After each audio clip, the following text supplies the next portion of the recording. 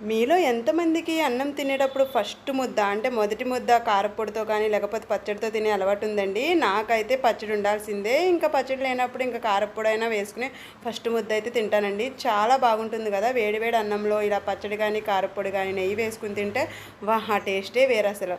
ఇంకా మనం ఈ కార్తీక మాసంలో కూడా వెల్లుల్లిపాయ వేసుకోకుండా చేసుకోవచ్చండి ఈ కారప్పొడి అయితే. మనం పచ్చడి కూడా ఈ కార్తీక మాసంలో వెల్లుల్లిపాయ లేకుండానే చేస్తారు కదా! సో, అప్పటికప్పుడు ఇంకా మనం వెల్లుల్లిపాయ కూడా వేయకుండా ఇలా కారప్పొడి చేసుకుంటే మనం మార్నింగ్ టిఫిన్స్‌లోకైనా లేకపోతే అన్నంలోకైనా గానీ చాలా బాగుంటుంది.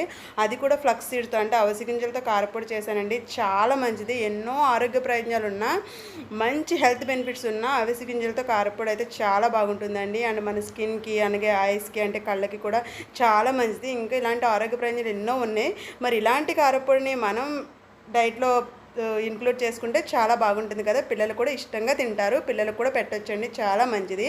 సో, చూసారు కదా! ఫస్ట్ అయితే అవిసె గింజలు నేనైతే ఫ్రై చేసుకున్నానండి. అవి కూడా ఏం ఆయిల్ వేయకుండా ఓన్లీ ఫ్రై చేసుకుంటే సరిపోతుంది. మనకవి ఫ్రై అయినయి ఎలా తెలుస్తుందంటే చిటపటలాడతాయండి. అవి చిటపటలాడినప్పుడు మనం దించేసుకోవడమే. నెక్స్ట్ వచ్చేసి కొంచెం ఆయిల్ వేసి పచ్చెనపప్పు, జీలకర్ర అలాగే ధనియాలు కూడా వేసుకొని మోస్ట్ ఇంపార్టెంట్ ధనియాలండి కారప్పొడిలో. ధనియాలు వేసుకుంటే చాలా బాగుంటుంది. ఇంకా మినపప్పు కూడా వేసుకోవచ్చు. నా దగ్గర అయితే మినపప్పు లేదండి.